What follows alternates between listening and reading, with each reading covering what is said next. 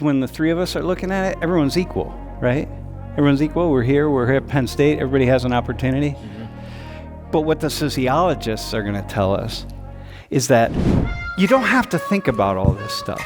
You're not a bad person. Like if I'm asking Jake, like, what do you know about driving while black? And he's like, I don't know, I don't really think about it. It doesn't make you a bad person.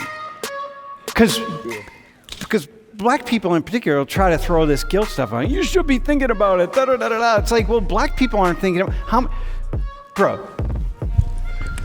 Ready? What's going on in the Congo right now? Tell me everything you know. I actually don't know. You don't know? Nah. The last thing you do with police when they pull you over is to tell them, you only pulled me over because I'm black. Don't ever say that. If I had $1 for every cop who told me, do never ever say that, because that just them off, and you're much more likely to get a ticket. And these are black cops and brown cops and Egyptian cops and white cops and Chinese and Korean cops, doesn't matter. Don't say that. You're representing everybody in the country who's saying, we don't need any of this DEI nonsense anymore. All this, it's divisive, it's a problem. We don't need any of it. Paul.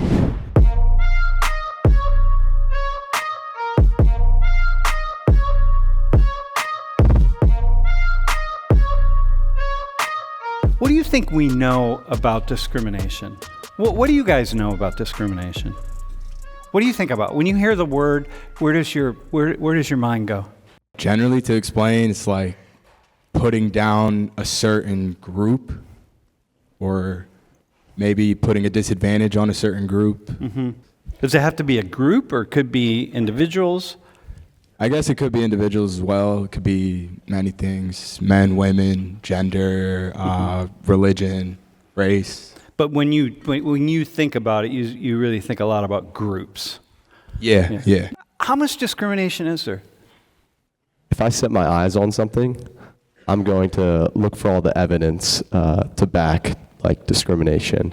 But if you set your eyes on something else, then you're not going to ultimately look for the evidence in that and look for the eye. You get what I'm saying? Yeah. Okay, I got you. So there's as much discrimination as we look. If we look for it, we're going to see it. Yeah. If we don't look for it, we won't see it. But it's definitely out there. It's out there. Yeah. How much do you think it occurs? We just think about like your own life, right? Are you Christian or Muslim? I'm Muslim. Okay, so you're this Egyptian guy, Egyptian American. Yeah. But you go back and forth to Egypt. Yeah. Every year or so, or other years. Okay, so you're Muslim. By the way, these are prayer beads that I got in Cairo, so we were talking about them. So when you think about discrimination, like how often is it happening? To me, I don't really notice it too much. Uh-huh. I mean, do you think you're representative of everybody, or No. I probably for the average male boy, or male, I haven't really experienced discrimination in a sense. That you know of? That I know of, yeah. Okay. And when people tell you that you're discriminating, if I were to be like, dude, come on, man, you do experience discrimination all the time, you would say what? Give me an example. I mean, I don't really know. All right, good. Yeah. All right, that's cool. So how do you? So one of the problems we have with discrimination is figuring out when and how much it occurs. Right. This is it. And so both of you are saying like, I don't really know.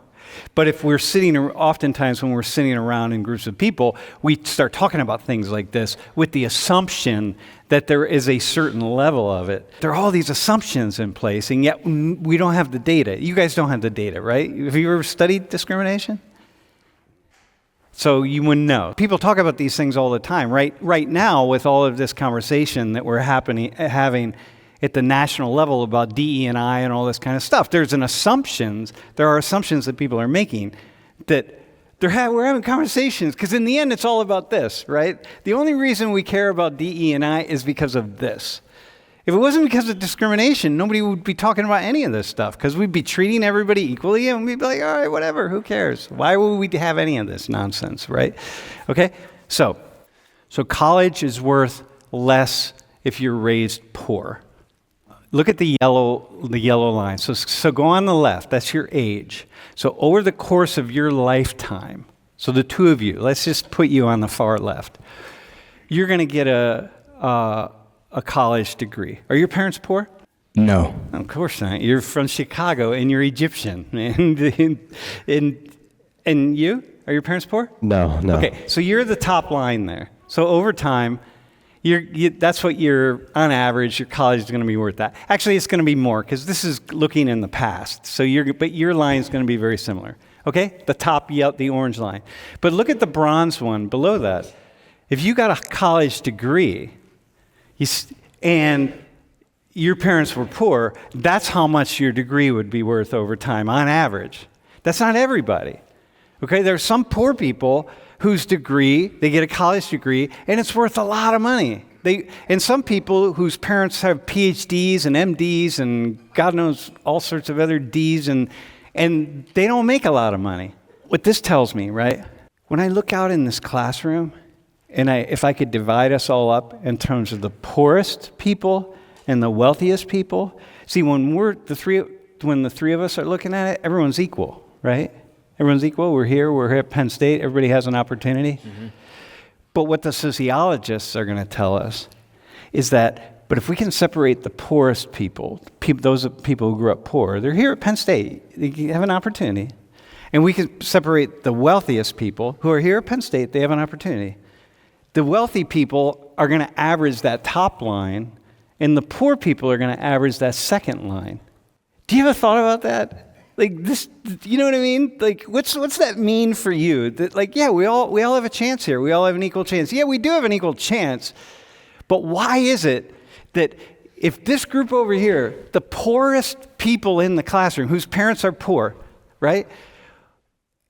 Compared to those people over there whose parents are rich, why are these people on average going to earn so much less money over their lifetimes if they have an equal chance as those people? I guess the richer people would have an advantage since they could have like a backup plan. They can maybe pursue another degree if it doesn't work out for them. But the poor people, for example, don't really have the financial freedom. And some do. Some, but yeah. It's the average. Remember, it's averages. Average, okay. Jake, how is that for you? Like, this is sociology, right? How is that? To me, it's mind-blowing. Because even though these people are going to work, they're going to work just as hard as these people who are going to work. Because you rich people, no one's going to just give you stuff because you're rich. You know what I mean? You're going to work just as hard as those people, and you're going to be in the top line, and they're going to be in the second line. And yet, when we talk about this stuff, we talk about it as though these people are equal to those people. And I'm like, the data are saying, like, actually, that's quite a huge difference. How is that for you? You can just say, but I don't know. Yeah, I don't know. But it makes you stop and think, right? Oh, it makes me think for sure. And it doesn't, and do you hear me saying these people should be given something? Do you think I'm saying that? No, I don't. That's not what you're saying at all. Okay. Do you think I'm saying that these people don't work as hard as those people? That's not what you're saying at all. Do you think I'm saying that if these people just work twice, just keep working harder and harder and harder, they're going to catch up with those people? I don't think so. No, because just as many of those people are going to work harder and harder and harder as these people. So it's like, you know. So all you can say, Yusuf, is like to these people, it's like, hey, congratulations for getting a Penn State degree. Good for you. And congratulations for going as far as you're going to go in life. Good for you. And for these people, congratulations for being born in families with a lot of money, because you'll make more money. That's what it is. That's the luck of the draw. So it's like, some of you won't. Some of you are going to be lazy. Some of you are going to be whatever. You just won't make as much money. Some of you are going to decide to be school teachers and not working on Wall Street. going to be a math teacher instead of a statistician on Wall Street. And I'm like, okay, that's cool, awesome. But in this, I want to say to the stream, what happens is we have this idea, we just keep hammering away that we're all the same, we're all equal, and we're not. And that's what we're trying to figure out. Okay, here, discrimination, right? Go to the next slide. Percent of people who say that discrimination has increased since the start of the Israel-Hamas war, okay? Among discrimination against Jews, against Muslims, against Arabs. Look at how Jewish people, 89% say like, oh yeah, discrimination has increased against us, more for us. And against Muslims say, yeah, no, we've experienced more discrimination against Muslims. And the Arabs, the same thing, right? So each group, we can't ask people, because people are going to pick out their own group. So if we want to know how much discrimination is happening, we can't just be like, hey, how about it? How's it for your group? People are going to tend to elevate their own group somehow. Like, oh yeah, we experience a lot of discrimination. Even though all three are true at some level, right? Okay, so we got to be careful there. You can't just ask people how much discrimination is there. Is that fair? Totally fair. Do you listen to people when they say they experience a lot of discrimination? Do you listen to them? I try to seek understanding from where they're coming from. Do you ever ask them for data? Yeah. Good. Yeah, you should. Do you ever ask for data? Give me evidence. Yeah, I guess. Dude, look at the Arabs, right? So you're an Arab. So you're like, hey, 64%. You ask, how is discrimination against Arabs? And Muslims, you're Muslim, so you're going to be like, oh yeah, I got it. You're more likely to say that, on average, right? Yeah. More than how about discrimination against Jews? Like, yeah, okay. So I'm like, huh. So you got to question yourself, because we're all going to distort this stuff. All right, here, let me show you another slide. You ever hear black people talk about driving while black and stuff? Yeah. A lot of cops think you're black. That's actually a tough question for me. I battle it a lot. But whether you're black or not? Yeah, because some of my black friends say that I am. Some of my black friends say that I'm not. Yeah. I mean, I just choose not to really talk about it much. I don't really care about it. But if police are pulling over in that way, because they're black, I could see it. Maybe they're more likely to see you as black than him. Yeah, for sure. So if you're ever driving with him, let him drive. You be the passenger. Yeah. So you listen to black people talk about getting pulled over by black, right? Yeah. What do you think about it? I've had some friends tell me some stories to actually back it up. And wait, what stories do they tell you? So one of my black friends at home was in a parking lot, with a friend, and a cop came by and literally pulled him out the car and put him in handcuffs, although he was just parked there with his friend. But it seemed it seemed excessive, is what he said in his manner, because he's one of the nicest guys I know. So I know he wouldn't do something erratic or stupid. But that means nothing. What happened that the cop pulled him over? Was there an armed robbery that just took place, and they said the guy was in a car? No, it's just a you don't normal know that, night. though. I guess, yeah. Yeah, you don't know. Yeah. You can't trust your friend, because your friend's going to be he's going to embellish a story. Right, yeah. Okay? Bro, how about you? Yeah. What do you know about driving while black? Or brown, really? I don't know much. Do you hear people talking about it? I do, yeah. So as a white guy, do you think about it? Do you believe it? Do you what do you say to yourself? What story do you tell yourself? What do you mean, what story do I tell myself? Well, what story, when you hear people talking about it, do your ears open up or do your ears close down? Yeah, I would say my ears usually open up. Uh-huh. I mean, there have been several incidents that were pretty prevalent, like in 2020 with George Floyd, and just several cops abusing black innocents. Yeah, but if you talk to any black person in the class. Yeah. Dude, hang on. Here. I'm going to just pick somebody out randomly. Bro, I'm going to pick you out. Driving while black. Is it a thing? Yeah, it's a thing. Yeah, all right, dude, it's a thing. Is it a thing, bro? Yes. What do you mean it's a thing? What do you mean? How often do you talk about this with your black friends? Probably often. Yeah. Pretty often? Yeah. Yeah. All right, and I could walk around. Bro, is it a thing? Okay, it's a thing. So that means it's happening, but you're not really tuned into it. You don't need to be tuned into it, or are you tuned in? I guess I'm asking you that. Like, how are you tuned into it? It's not something that like crosses my mind that often during the day. Like, all right. Okay. I don't give it too much thought. Okay. All right, that's fair. Why should you, right? I guess what I'm trying to say to you, bro, is this. In other white people, you don't have to think about all this stuff. You're not a bad person. Like if I'm asking Jake, like, what do you know about driving while black? And he's like, I don't know, I don't really think about it. It doesn't make you a bad person. Because black people in particular will try to throw this guilt stuff on. You should be thinking about it. Da, da, da, da, da. It's like, well, black people aren't thinking about bro. Ready? What's going on in the Congo right now? Tell me everything you know. I actually don't know. You don't know? Nah. Dude, do you have a cell phone? Yeah. Here, let me show you your cell phone. Let me see your cell phone. You know what's going on in the Congo right now? There's a massive civil war. It's probably the third great war of Africa, where people are being genocided and slaughtered. Black people who look like you. Okay? And you know why? You know why? Because of the precious metals that are inside your cell phone. So you're participating in the slaughter of Africans in the Congo.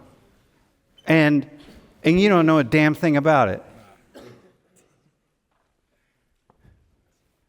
You know what I mean? Okay, and why do you need your old white man sociology teacher to tell you that?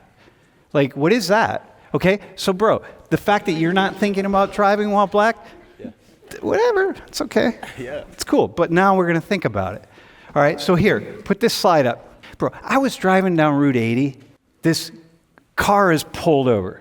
And we look at the car that's the police have it pulled over, right? And it's a black family, okay? It's a man and a woman. And we're like, I wonder if that's driving while black. Oh, okay. Other people were speeding.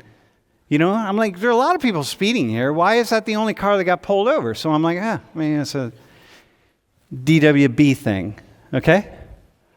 And then we're driving on the road, and this car comes out of effing nowhere. Must have been going 120 miles an hour. Boom, flew past us.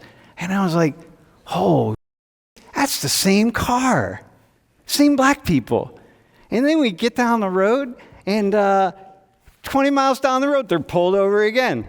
And I'm like, there's a story.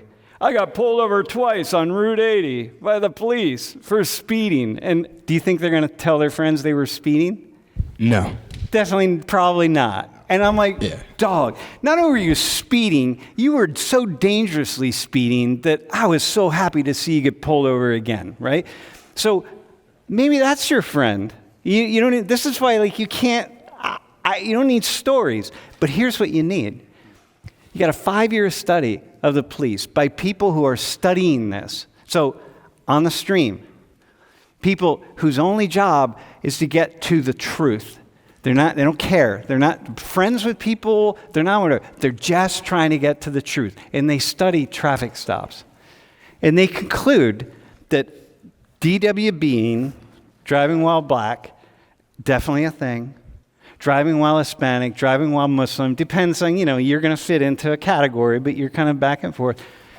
Definitely a thing. Not a question. They looked at lots and lots of stuff. One thing they looked at is they looked at people who got pulled over right at twilight. Bro, right at twilight. Because, like, when you can't tell whether Yusef right here is white or black. In fact, we can't even tell whether he's white or black. You know what I mean? And he's pretty black.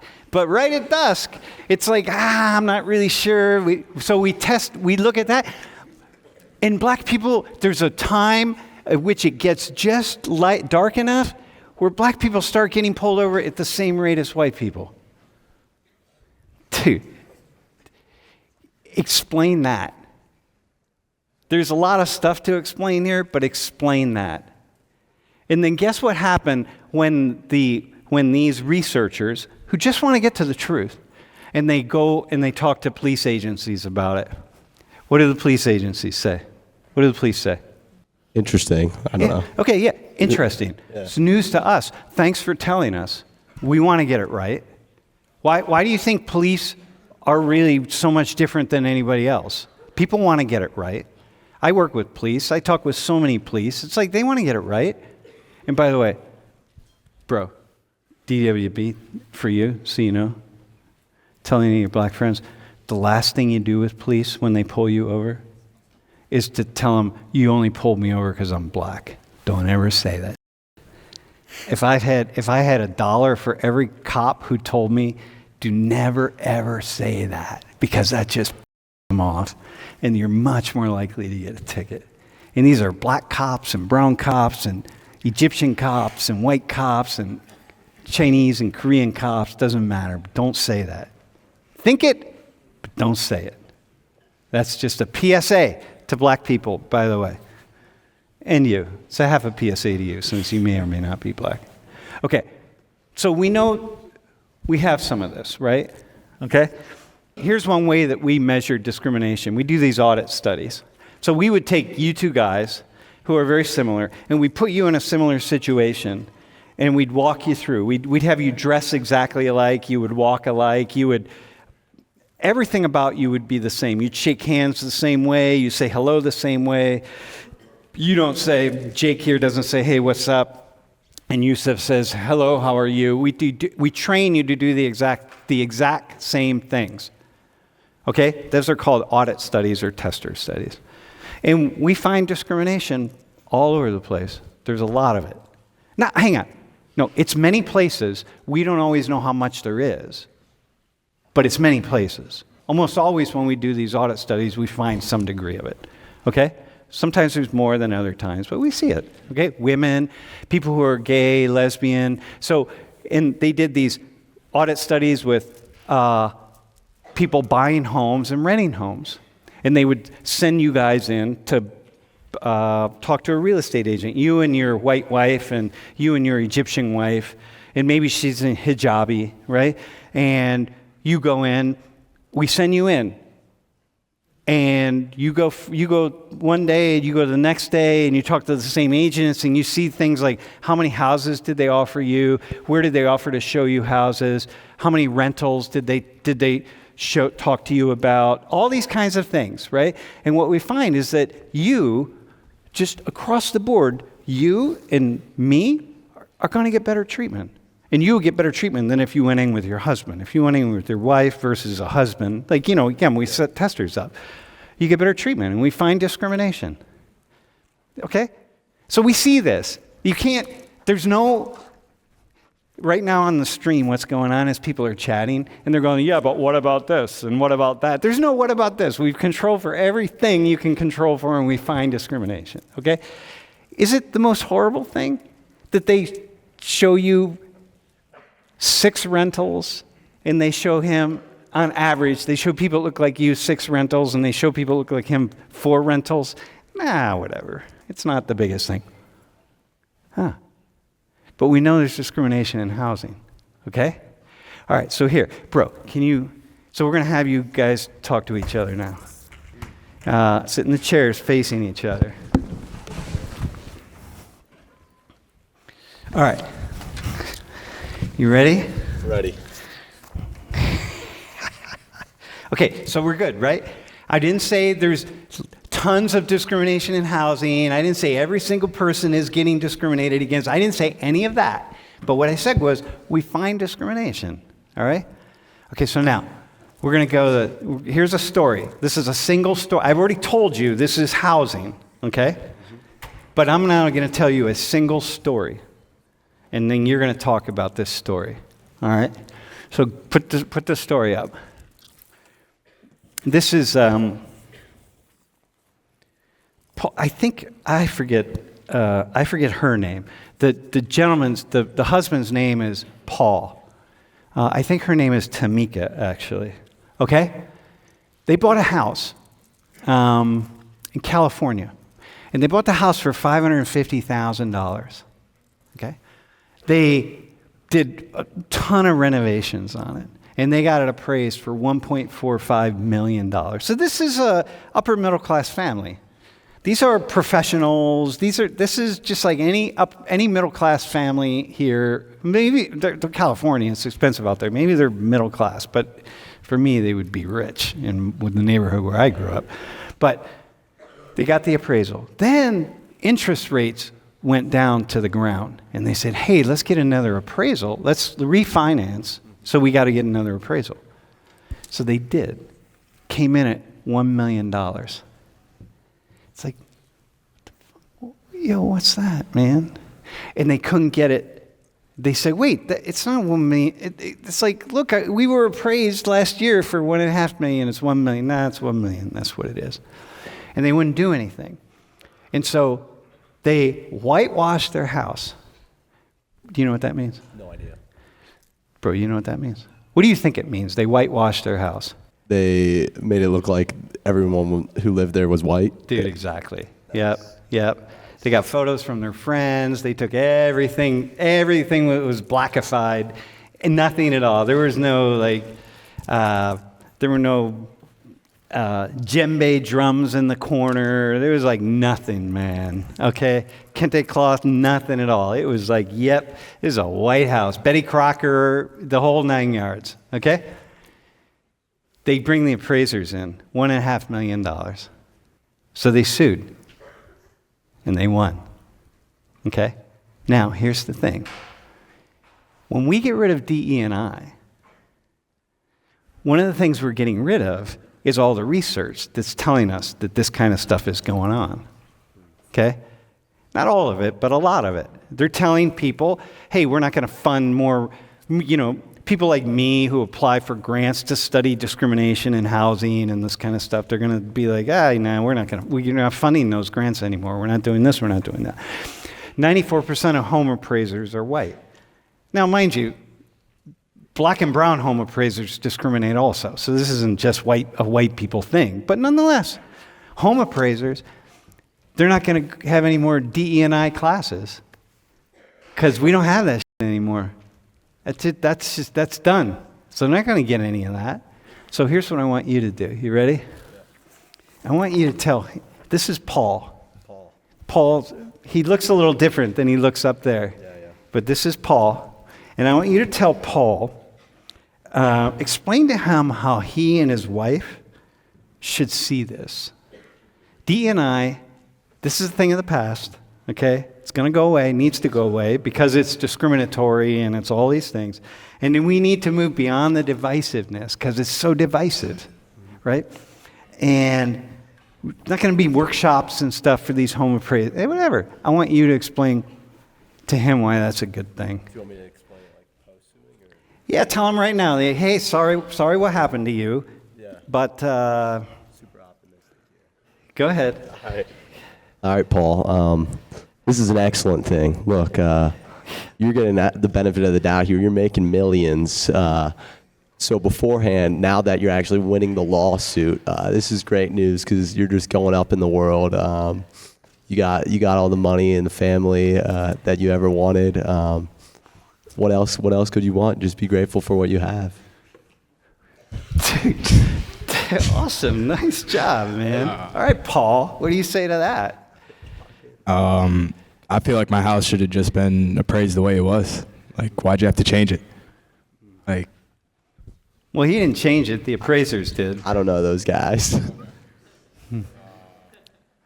Yeah, but it should have been, but it wasn't. So now you got to tell him something. You're representing. Yeah. Because remember, you're representing everybody in the country who's saying, we don't need any of this DEI nonsense anymore. All this, it's divisive. It's a problem. We don't need any of it. Paul, whatever. Well, Paul, we can't control the past, but we can control the future and where we're at today. So we can move forward from this right now. Yeah. Dude, that was nice. Got any thoughts on that, Mr. Paul? No, I guess I'm rich now, so. It's all about you, too. You got your money. Yeah. Well, you don't have a choice but to move forward, right? Right, yeah, I can't really do anything about it. What do you think about the fact, though, that this stuff is still going to go on? I mean, I guess I brought awareness to the situation. You did with the lawsuit. Yeah. Yeah, I'm talking about it. These people know about it. Okay. But,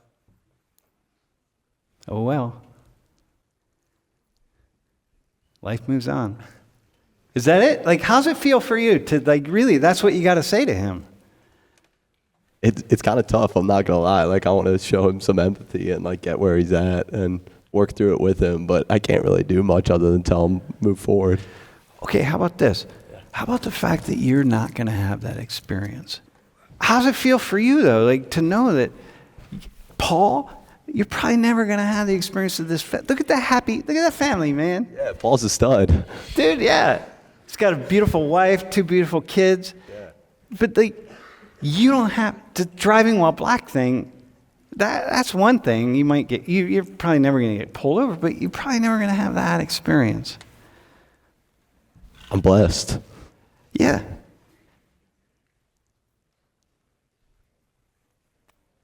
That's it. I don't know. Do you have a final word? Because we're going to go on to our next segment. I mean, you can't file a lawsuit every time it happens. Like, you're not going to win every single one. No, not at all. So I guess there is a big disadvantage to that, which kind of sucks.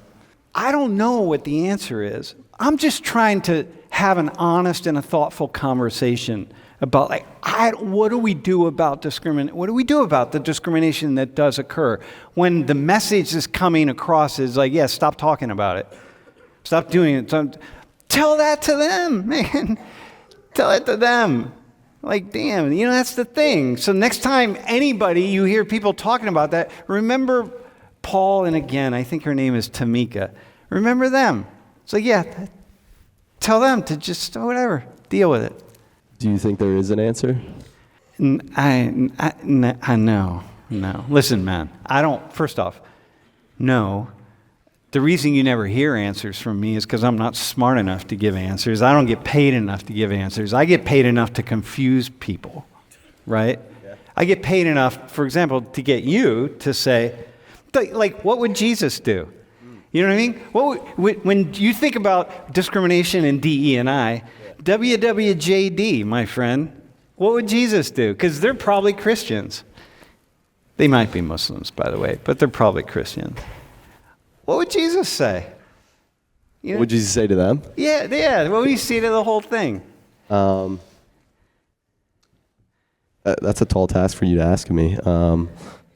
Jesus would probably say something more profound than I would, but I think he would just love them regardless of where they're at. Okay. And what would he tell them about their $500,000? I think he would reassure them that it's not about the money. It's about the treasures that they can store up in heaven, not on this earth. All right. That's fair. You could say that. I could say that. In the rich people, they get the treasures in heaven and they get the treasures on earth. But, whatever. But that's the problem when you think it's all about money. I agree with that. I think that's fair.